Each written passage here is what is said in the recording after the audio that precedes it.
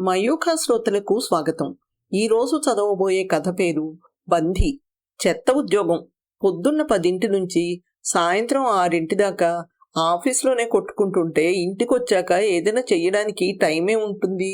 చీరలకి falls కొనాలి, టైలర్కి ఇవ్వాలి. అశోకాలో మంచి సినిమా వచ్చిందట, వెళ్ళి చూడాలి. విశాలాంధ్రలో కొత్త పుస్తకాలు ఏమొచ్చాయో. ఇవన్నీ సరదాలు కాదు, పనులే. చెయ్యాల్సినవి ఎన్నో ఉంటాయి. ఒంట్లో ఓపిక ఉండదు. 25 ముప్పాతికేళ్ళు వచ్చినట్టు. ఈ ఉద్యోగంలో చేరినప్పటి నుంచి ఇదే అసంతృప్తి నాకు. రోజులోని యాక్టివ్ పార్ట్ అంతా తినేసి నన్ను నిర్వీర్యం చేసి ఇంటికి పంపిస్తుంది. అందుకే నాకెప్పుడూ నచ్చదు. ఉద్యోగం అంటే ఇలాగే ఉండాలా? మరోలా ఉండకూడదా? మరోలా అంటే నవ్వుతూ తుళ్ళుతూ అనాయాసంగా చేసినట్టు ఎందుకు ఉండకూడదు? రాసిందే రాస్తూ చేసిందే చేస్తూ జమా ఖర్చుల లెక్కలు 1కి 2 సార్లు సరిచూసుకుంటూ మూసలో పోసి తీసినట్టు రోజులన్నీ ఒక్కలాగే ఎందుకుంటాయి? ఎలాంటి మార్పు లేకుండా పేచీ తిప్పు, పని నేర్చుకో. పాత వాళ్ళకైనా కొత్త వాళ్ళకైనా ఒకటే సూత్రం. ముందువాడు ఐకి ఏ వంపులో చుక్క పెట్టి టీకి ఏ వంకర గీత గీస్తే మనము అలాగే చెయ్యాలి.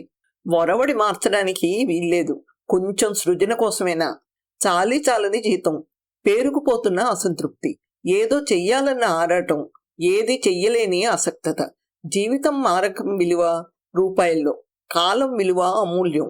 అమూల్యమైనవి ఎన్నో మనకి దొరకనట్టే ఇదిను. నా అసహనం అదే. నాకొక్క గంట టైం కావాలి రోజు మొత్తంలో నా కోసం నేను ఖర్చు పెట్టుకోవడానికి. ఎవరికీ నా తపన అర్థం అవ్వదు. అమ్మంటుంది, ఆడపిల్లకి అంత అసహనం పనికిరాదే, ఓర్మి ఉండాలి అని. ఓర్మిగా ఉండడానికి నేనేం అందరు ఆడపిల్లల్లాగా పెరిగిందాన్ని కాదు. 18 ఏళ్లు నిండగానే నీ కట్నం డబ్బు నువ్వే సంపాదించుకోవాలని అన్యాపదేశంగా హెచ్చరించి ఉద్యోగంలో ఇరికించేసి లోకం మీదికి వదిలేరు. పొద్దున్న ఆదరాబాదరాగా ఇంత తిని 2 బస్సులు మారి ఆఫీస్కెళ్ళి బండరాత రాసి మగ కబుర్లన్నీ విని మళ్ళీ 2 బస్సులు మారి 7 ఇల్లు చేరే నాలో అమ్మ ఆశించే ఆడపిల్లతనం ఎక్కడి నుంచి వస్తుంది? తర్వాత అధ్యాయం పెళ్లి. 7 ఏళ్లు నన్ను జాబ్ చెయ్యనిచ్చి వాళ్ళ చిన్నా చితక అవసరాలు తీర్చుకుని సంబంధాలు చూడడం మొదలుపెట్టారు. కట్నాల అంబరంలో నాకు అందిన చందమామ నాలాగే క్లర్కు. ఉద్యోగం చేసే పిల్లయితే బంగారు గుడ్లు పెట్టే బాతనే తలుపుతో ఏరి కోరి నన్ను చేసుకున్నారు. కట్నంలో కొంత మినహాయింపిచ్చారు. 7 ఏళ్ల కష్టానికి దక్కే ప్రతిఫలం ఇదేనా అని నీరు కారిపోయాను. నయం, 7 ఏళ్ల కన్నా నీకు పెళ్లి చేశారు మీ వాళ్ళు. 10 ఏళ్ల నుంచి నా సంపాదన తింటున్నా ఆ ధ్యాసే లేదు మా నాన్నకి. పాడిగేదెని పిండినట్టు పిండుకుంటున్నాడు, వదులుకోలేకపోతున్నాడు అని ఓదార్చింది నా పక్క సీట్లో ఉండే రత్న. సర్దుకుపోయాను. ఎవరెవరికి ఎంతెంత జీతాలు వస్తాయో ముందే తెలిసినా మరోసారి నిర్ధారణ కోసం అనుకున్నాం. ఎంతెంత పాకెట్ మనీ అవసరం, ఇంట్లో ఎంత ఇవ్వాలి, మా కోసం ఎంత దాచుకోవాలి, పిల్లల్ని ఎప్పుడు కనాలి అన్నీ మొదటి రాత్రి మోడర్న్గా చర్చించుకుని ఒప్పందాలు చేసుకున్నాం. అత్తగారిది అదో టైపు. ఈవేళ వంకాయ కూర చెయ్యనా అని అడిగితే అది తప్పించి మరేదైనా వండమంటుంది. ప్రతిదీ ఆవిడికి చెప్పాలి. చెప్పడం అంటే ఒట్టి చెప్పడం కాదు, విన్నవించుకోవాలి. ఆవిడ అనుమతి కోసం, ఆమోద ముద్ర కోసం ఎదురు చూడాలి. ఉద్యోగస్తురాల్ని, నాకివన్నీ ఎక్కడ కుదురుతాయి? నాకు తోచిందేదో వండి ఇంత తిని ఆఫీస్కి పరిగెడితే వచ్చిన కితాబులు, పొగరుబోతు పిల్ల, ఉద్యోగం చేస్తున్నానని అహంభావం, పెద్దవాళ్ళని గౌరవించడం రాదని. పోనీ అమ్మ చెప్పినట్టే చెయ్యకూడదు? భర్త పాత్రలో భార్గవ సలహా. టైం చాలదు. కాలాభావంతో రగిలిపోతుండే నా మనసుకు నచ్చిన జవాబు. 1 గంట నిద్ర తగ్గించుకుంటే సరి అన్నాడు. నాకు కంచితో కొట్టినట్టు అయింది. రోజు 7ంటికి గాని నిద్రలేవని మహానుభావుడు తనకన్నా గంట ముందు లేచే నన్ను ఇంకో గంట ముందు లేవమంటున్నాడు. అది నా కోసం కాదు, వాళ్ళ అమ్మ ఆజ్ఞలు పాటించడానికి. పగ్గాలు నా చేతిలోకి తీసుకోకపోతే ఈ ఇంటికి నా ఉద్యోగానికి లంగరందదు. రోజు లేట్ అయితే ఆఫీస్లో ఊరుకోరు, మాటలు పడాలి. ఎవరు ఏమైనా అనుకోని అచ్చం మగవాళ్లాగే ఆలోచించాను. కొంత సంఘర్షణ, కొంత ఊరిపిడి, మరి కాస్త పదును, ఆ పైన ఇంటి వాళ్ళు ఎగరేసిన శ్వేతకేతనం. నాకు 3 ఆడపడుచులు. మా పెళ్ళైన దగ్గర నుంచి మా పెద్ద ఆడపడుచుకు పెళ్లి చెయ్యాలని పట్టుకుంది అత్తగారికి. ఆ పిల్ల కోసం ఎంత దాచారో తెలీదు. మేము ఎంత ఇవ్వాలో చెప్పరు. వాళ్ల దృష్టిలో అవన్నీ నాకు తెలియకూడని విషయాలు. అంటే డబ్బు సంపాదించి ఇవ్వడం వరకే నా బాధ్యత గాని ఖర్చుల గురించి అడిగే అర్హత నాకు లేదని చూస్తూ ఊరుకున్నాను. 2 సంబంధాలు వచ్చాయి. ఒకటి డాక్టరు, ఇంకోటి లెక్చరరు. పెళ్లిలో నాకు పెట్టిన నెక్లెస్తో అలంకరించి పిల్లని చూపించారు. మా స్థాయి ఎంతలో ఉందో నాకు అర్థమైంది. రెండోసారి పెళ్లి చూపులైన రాత్రే భార్గవని అడిగేశాను, దుర్గ పెళ్లికి ఎంత దాచారు, మనం ఎంత ఇవ్వగలం అని. ఇంకా సంబంధమే కుదరలేదు కదా, కుదర్ని ముందు డబ్బు సంగతి అప్పుడు ఆలోచిద్దాం అన్నాడు. ప్లానింగ్ ఏమీ లేదా? షార్ప్గా అడిగాను. ప్లానింగ్ అంటే? ఆశ్చర్యపోయాడు. మనం ఎంత ఖర్చు పెట్టగలం, మన దగ్గర ఉన్నదెంత, ఇంకా ఎంత సమకూర్చుకోవాలి, ఇవన్నీ. దుర్గొక్కతే కాదు కదా, ఇంకా 2 ఉన్నారు. వాళ్ల సంగతేంటి? ముందుగా అనుకోకపోతే ఎలా అడిగాను. ఏమో మరి, అవన్నీ నాకు తెలీదు. నన్ను తమ్ముణ్ణి చదివించి ఇంత పెద్ద కుటుంబాన్ని లాక్కొచ్చేసరికే మా నాన్న పని అయిపోయింది. చెల్లెళ్ల పెళ్లి తర్వాతి బాధ్యతంతా నాది తమ్ముడిదే అన్నాడు భార్గవ. దుర్గ పెళ్లికి అతనెంతిస్తాట అడిగాను. భార్గవ ఇబ్బందిగా చూశాడు. ఇలాంటివి ఓపెన్గా మాట్లాడుకుంటారా అడిగాడు. ఇటువంటి విషయాలు చర్చించుకుని ఓ నిర్ణయానికి రాకపోతే సెటిల్ అవుతాయా? ఎదురు ప్రశ్న వేశాను. 25 ఎక్స్పెక్ట్ చేస్తున్నాను అన్నాడు చివరికి. 25 అంటే మనం అడిగాను. మిగతాది అన్నాడు. అదే ఎంత నిలదీశాను. ఎవరు చెప్పగలరు? అతని జవాబు. నేను చెప్పగలను ఖండితంగా అన్నాను. ఎంత? ఆశ్చర్యంగా చూశాడు. ఇంకో 50 అన్నాను. చాలా? అతని ప్రశ్నలో మనసులోని ఇబ్బంది ధ్వనించింది. పెద్ద పెద్ద సంబంధాలకి వెళ్ళకండి. బతికున్నంతకాలం వాళ్ళకి మనం భావదాస్యం, ఆర్థిక దాస్యం చెయ్యాలి. మనకి తగ్గ సంబంధం చూడండి అన్నాను. అమ్మ ఒప్పుకోదు నిస్సహాయంగా అన్నాడు. ఒప్పించండి అన్నాను. వినదు అతని జవాబు. అయితే మీ తమ్ముళ్ళ మీరు 25 చేతిలో పెట్టి ఊరుకోండి విసుగ్గా జవాబిచ్చాను. అది కాని పని చెప్పేశాడు. 50 కన్నా మనం ఖర్చు పెట్టడం కూడా కాని పనే. ఎగర్లేని ఎత్తులకు ఎగిరి అవి అందుకోలేక కింద పడే కంటే ఇది బెటరు. మీరే ఆలోచించండి నచ్చజెప్తూ అన్నాను. మర్నాడు భార్గవ తల్లితో ఇదే మాట అన్నట్టున్నాడు. ఆవిడ తారాజు వల్ల నా మీదకి లేచింది. ఎన్నెన్నో మాటలు, ఎన్నెన్నో తిట్లు. భార్గవ తమ్ముడు రామ్జీ నా పక్షాన మాట్లాడాడు. ఆ ప్రకరణం ముగిసింది. దుర్గకి టీచర్ సంబంధం కుదిరింది. మా ప్లానింగ్ ప్రకారం దుర్గ పెళ్ళైన తర్వాత మాకు శ్వేత పుట్టింది. రామ్జీకి పెళ్ళయింది. అతని పెళ్లితో ముడిపెట్టి 2వ ఆడబడుచు అరుణ పెళ్లి చేశాం. ఇంక మిగిలిందల్లా లక్ష్మి. ఇంటర్ చదువుతోంది. పెళ్లికి ఇంకా తొందర లేదు. ఇంట్లో వాళ్లలో చాలా మార్పు వచ్చింది. ఈ చాకిరీ నేను చెయ్యలేనమ్మా అని అత్తగారు విసుక్కోవడం, 10 అయ్యేసరికి టింగురంగా అని ఆఫీస్కి వెళ్ళిపోతే ఇంట్లో పనంతా ఎవరు చేస్తారు అని రామ్జీ భార్య విసుక్కోవడం. వీళ్ళందరూ నా నుంచి పడుతున్న కష్టాలను కడదేర్చడానికి కంకణం కట్టుకున్నట్టు రామ్జీ పొరుగురు ట్రాన్స్ఫర్ చేయించుకోవడం వరుస క్రమంలో నా నిమిత్తం లేకుండా జరిగిపోయాయి. చైతన్యంతో కిటకిటలాడిన ఇంట్లో మరణానంతరపు ప్రశాంతత లాంటిది చోటు చేసుకుంది. వెలవెలబోతున్న 4 గోడలు, వాటి మధ్య భావశూన్యమైన నిశ్శబ్దం. అగాధానికి అటు అంచుని నేను, ఈటంచుని భార్గవ. మా ఇద్దరినీ ఒక్క దరికి చేర్చాలని చెరో చేతిని మా వైపు చాపుతూ చిన్నారి శ్వేత. నీకు సంబంధాలు నిలుపుకోవడం రాలేదు భార్గవ నిర్ధారించాడు.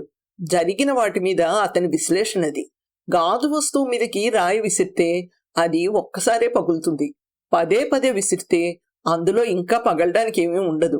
నా మనసనే గాజు వస్తువు మీదకి ఇలా వచ్చిపడ్డ కంకర్రాళ్ళెన్నో కావచ్చు. అతని మాటల్ని నేను ప్రతిఘటించలేదు. ఒప్పుకుంటూనే నా భావాలని చెప్పాను. నేను ఉద్యోగస్తురాల్ని. ఒక రకంగా ఉద్యోగం అనే బందిఖానాలో బందీని. నా స్వేచ్ఛకి పరిధి ఉంది. నాకు కొన్ని హద్దులున్నాయి. నేనేం చేసినా వీటికి లోబడే చెయ్యాలి. అలాంటప్పుడు మీరంతా కోరుకునే స్థాయిలో సత్సంబంధాలని నిలబెట్టుకోవడం ఎక్కడ కుదురుతుంది అన్నాను. లోకంలో నువ్వు ఒక్కదానివే జాబ్ చేస్తున్నట్టు చెప్తావేంటి? మా ఆఫీస్లోనే చాలా మంది లేడీస్ ఉన్నారు. వాళ్ళంతా చాలా డీసెంట్గా ఉంటారు అన్నాడతను కోపంగా. మీ పక్క సీట్లో కూర్చుని తలొంచుకుని పనిచేసే స్త్రీలో ఆ టైంలో మీరు చూసేది ఒక భాగాన్నే. ఆమె సమర్థవంతంగా ఉద్యోగిని రోల్ని పోషించడాన్ని మాత్రమే. ఆమె వ్యక్తిగత జీవితాన్ని, ఇల్లాలి పాత్రని తట్టి చూడండి. గుండెల్ని ఎన్ని ఉప్పెనలు ముంచెత్తుతుంటాయో, మనసుని ఎన్ని భావోద్వేగాలు చిందరవందరు చేస్తుంటాయో అన్నాను. నాన్సెన్స్. ఉద్యోగాలు వచ్చాక ఆడవాళ్ళకి ఎలాంటి ప్రాబ్లమ్స్ లేవు. అలా లేకపోవడమే నీకు ముఖ్యంగా పెద్ద సమస్య అన్నాడు. నిజం చెప్తే అలానే ఉంటుంది. టిప్ టాప్ గా గ్యాబ్డిన్స్ వేసుకునే ఆనందరావులెందరో మైసూర్ క్రేపులో అందంగా అలంకరించుకున్న మయూరల్ని లాగి రెంపకాయలేసి తమ ఆధిపత్యాన్ని నిరూపించుకుంటూ ఉంటారని చెప్తే మీకెందుకు నమ్మకం కలగదు? లాగి లెంపకాయ అంటే మొహం మీద కాదు, మనసు మీద. అర్థమైందా? గట్టిగా అడిగాను. నా తప్పు లేకుండా, నా తపనేమిటో తెలుసుకోకుండా, నా నిస్సహాయతని అర్థం చేసుకోకుండా అతను నన్ను నిందిస్తున్నాడని చాలా ఉద్రేకం వచ్చింది. నీ తలకాయ్ అన్నాడు. నేను నీరు కారిపోయాను. మా వాదన ఇలా ముగిసింది. శ్వేతని క్రష్లో చేర్చి తర్వాత స్కూల్ దాకా తీసుకెళ్లడంతో మా కోసమే మేం బతకడం అనే కొత్త ప్రకరణానికి శ్రీకారం చుట్టాము. మొదట్లో భార్గవ చీటికి మాటికి ఒక్కడిగానో పాపతోనూ నన్ను కలుపుకునో తమ్ముడి ఊరు వెళ్ళొస్తూ ఉండేవాడు. జేబులో ఉన్నదంతా వాళ్ళకిచ్చేసి వాళ్ల పొగడ్తలకి ఉబ్బిపోయి అంబరం మీద నడుస్తున్నట్టు తిరిగొచ్చేవాడు. నేను క్షుద్ర ప్రాణిలాగైనా కనిపించేదాన్నో లేదో. నెలాఖర్లో నా మీద పాకెట్ మనీకి ఆధారపడుతూ నా చూపులు తన చూపుల్లో కలవకుండా జాగ్రత్త పడేవాడు. క్రమేపీ తక్కువ డబ్బుతో అక్కడికి వెళ్లడం, అక్కడకు రాని చుట్టం అనిపించుకోవడం, ఆ తర్వాత వెళ్లడం తగ్గించటం అనే 3 మెట్లు దిగొచ్చాక నాకు దగ్గరయ్యాడు. మనిషికి ఉండేవి ఆర్థికమైన బంధాలే అన్నాడు నాతో.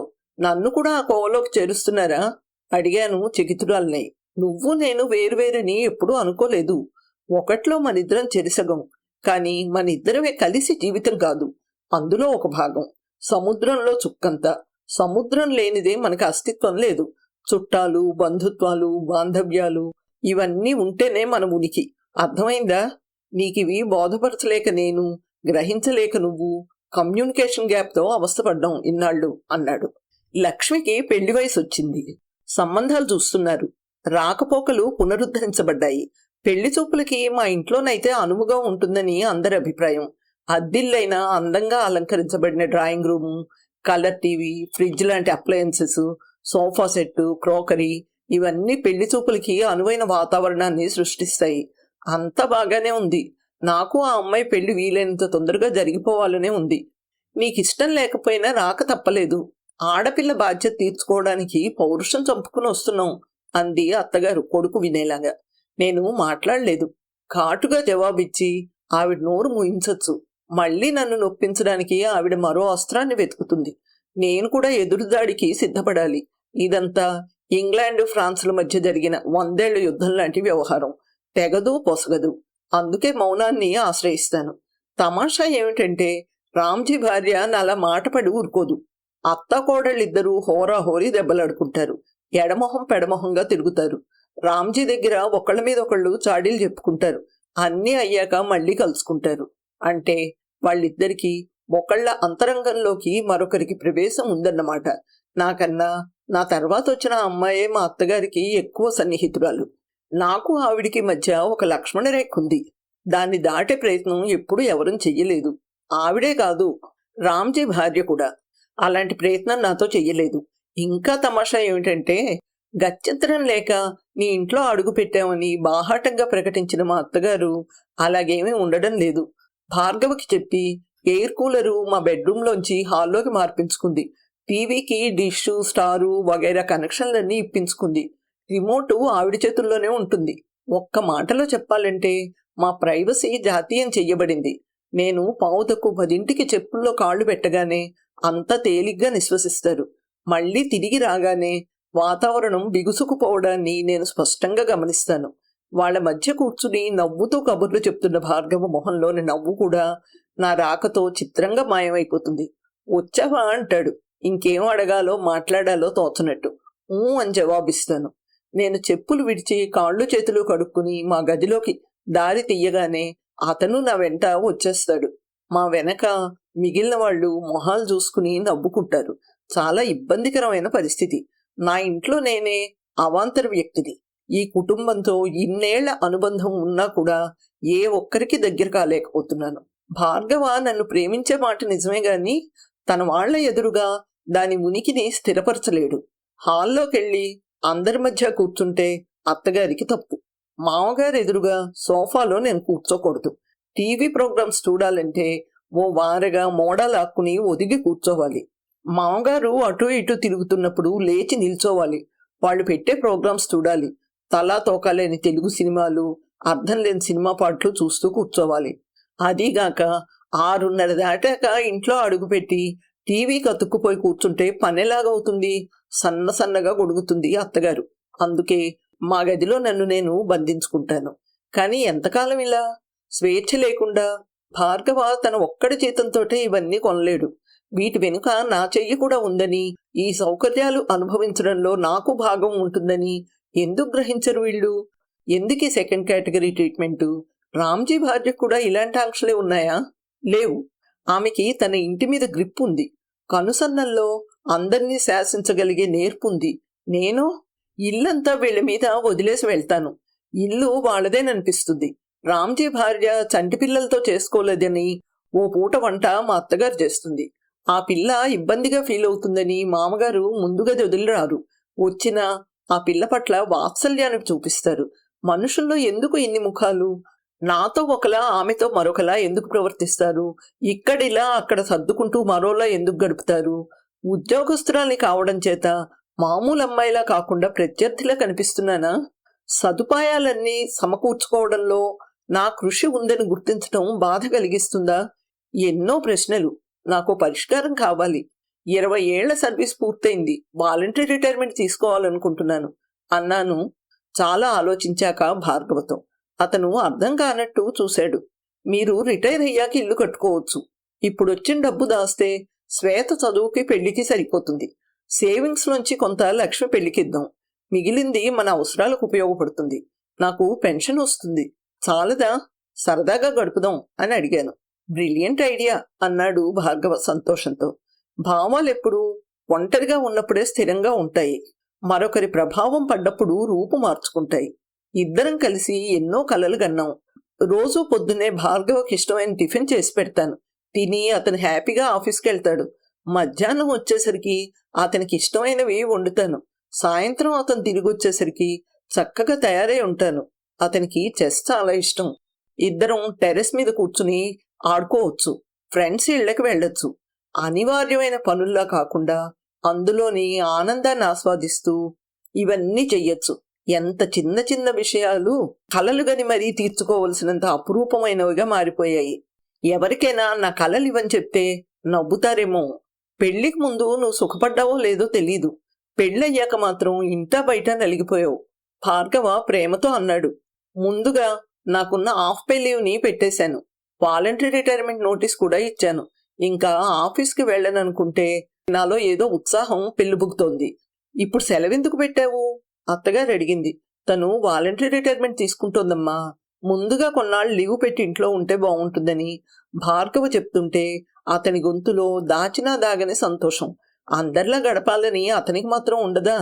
ఇప్పుడు ఉద్యోగం వదులుకోవాల్సిన అవసరం ఏంటి? మీకంతగా డబ్బు ఎక్కువైతే నా చేతికి ఇవ్వండి. 1,00,000 ఖర్చులున్నాయి. మామగారు వెంటనే కలుగజేసుకున్నారు. పెద్దవాణ్ణి, నాతో ఒక్క మాటైనా చెప్పకుండా అంతా మీ ఇష్టమేనా? కోపంగా అడిగారు.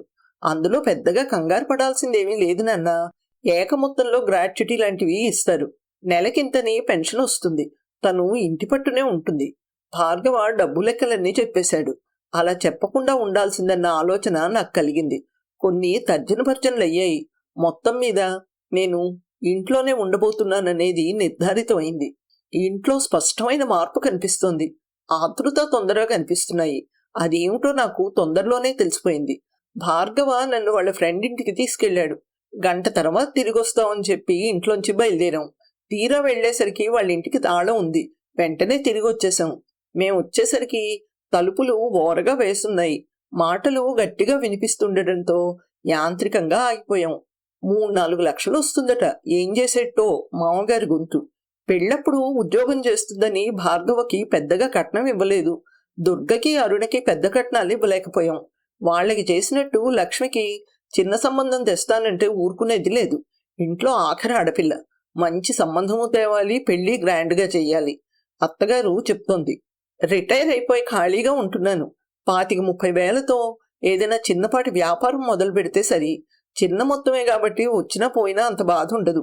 నాకు కాలక్షేపం అన్నారు మామగారు. మంచి ఆలోచనే. అదేదో ఇక్కడే ఉండి చెయ్యండి. ఇల్లు వసతి బాగున్నాయి. సదుపాయాలన్నీ ఉన్నాయి. చిన్నాడింటికెళ్తే ఈ సౌఖ్యాలు ఎక్కడివి?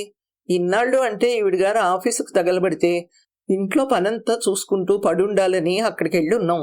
ఇక మీదట ఆ బాధేం లేదు కదా అంది అత్తగారు. పని అది చేస్తుందంటావా? నీ మాట వింటుందా? ఆయన ప్రశ్న. ఇక మీదట ముప్పొద్దులు తేరగా మేపొద్దు, వినకేం చేస్తుంది? అత్తగారి జవాబు. పెన్షన్ వస్తుందట అన్నాడాయన. ఏ మూలకి? జీతం పాటి చెయ్యదు కదా ఆవిడ తేల్చేసింది.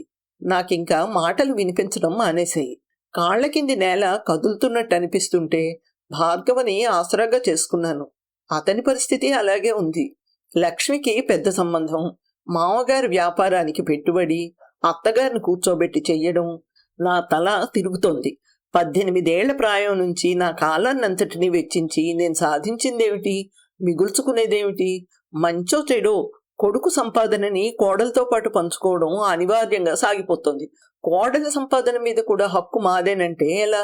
ఉద్యోగం ఉంది కాబట్టి ఆస్తిపాస్తులు లేకపోయినా కొండంత అండగా ఉండేది. ఉద్యోగం వదులుకుని, తద్వారా వచ్చిందంతా వదులుకుని ఇంట్లో ఉంటే అప్పుడు మాత్రం నేను కోరుకున్న జీవితానందం నాకు దక్కుతుందా? ఒక్క పిల్లతో సరిపెట్టుకుని ఉద్యోగం చేసింది ఆ పిల్లకేదో ఒరగబెట్టాలని కదూ. చదువు, వైద్యం అన్నీ లగ్జరీలు అయిపోయిన ఈ రోజుల్లో శ్వేతకి మంచి చదువు చెప్పించి చక్కటి సంబంధం తేలేని నిస్సహాయ పరిస్థితి తెచ్చుకుంటే అది రేపొద్దున్న అడగదు. 3 నెలల పిల్లప్పటి నుంచి నన్ను వదిలేసి ఆఫీస్కి వెళ్ళావు, నా కోసం ఏం మిగిల్చావని. న్యాయానికి నాకు శ్వేతకి తిండి పెట్టే బాధ్యత అతనిది. అతని మీద అలాంటి బరువును నేను వెయ్యలేదు. పైగా అతని బరువుల్లోనూ బాధ్యతల్లోనూ చేయూతనిచ్చాను. దుర్గకి గాని అరుణకి గాని ఎందులోనూ తక్కువ చెయ్యలేదు. లక్ష్మికి చెయ్యబోము. కాని వీళ్ళకి సంతృప్తి లేదు. వీళ్లకు కోడలక్కర్లేదు, కొడుకు బాగక్కర్లేదు. కోడలనే మనిషి ఒకరొచ్చి కొడుక్కి అండగా నిలబడి అతన్ని బట్టి ఆ ఇంట్లో వాళ్ళ అవసరాలు చూస్తోందని లేదు. వీళ్ళకసలు మనుషులక్కర్లేదు, కట్టు బానిసలు చాలు. భార్గవ కేసి తీక్షణంగా చూశాను. తలదించుకున్నాడు. తప్పుల్ని పరిష్కరించడం అతనికి చేత కాదు. అలా తలదించుకోవడమే వచ్చును. నాకు ఆసరా ఇవ్వాల్సిన వ్యక్తి ఇలా వెన్నెముక లేనట్టు కుప్పకూలిపోతుంటే నేనెంతకని ఒంటరి పోరాటం చేయగలను? ఇంట్లో వాళ్లకు నేనెడంగాని ఇతను కాదు. మా ఇద్దరి మధ్య ఉన్న దగ్గరతనం అతనికి వాళ్లతో ఉన్న అనుబంధాన్ని ప్రభావితం చెయ్యదు గాని, నాకు వాళ్ళకి మధ్యన ఉన్న ప్రేమలేమి మా ఇద్దరి మధ్య దూరాన్ని, అగాధాన్ని సృష్టించిందనేది అనుభవైక వైద్యం. కుటుంబంలోని ఒక వ్యక్తి అమాయకురాలు, నోరు లేనిది, తెలివి తక్కువది కావచ్చు, లేదా లౌక్యం లేనిది కావచ్చు. ఆమెని అందరూ కలిసి కాపాడకుండా ద్రోహం చెయ్యాలనుకుంటే ఇంకా కుటుంబానికి అర్థమేమిటి? ఇతను అందరు భర్తల్లాంటి వాడే. నాది స్త్రీవాదం కాదు, ఉనికి కోసం పోరాటం. అక్కడికక్కడే అప్పటికప్పుడే నిర్ణయం చేసుకున్నాను. తర్వాత అడుగు తెలివిగా వెయ్యాలని. వెంటనే భార్గవతో అన్నాను, నేను నోటీస్ వెనక్కి తీసుకుంటాను. ఓసారి ఎప్పుడో మీతో అన్నాను, ఉద్యోగం అనే బంధికానాలో బందీనని. నాలాంటి బందీలకు విముక్తి ఉండదు, బదిలీ తప్ప. ఆ జైల్లోంచి బయటపడితే ఇక్కడ మరో జైలు ఎదురు చూస్తోంది అన్నాను. అతను మళ్లీ తల ఉంచుకున్నాడు.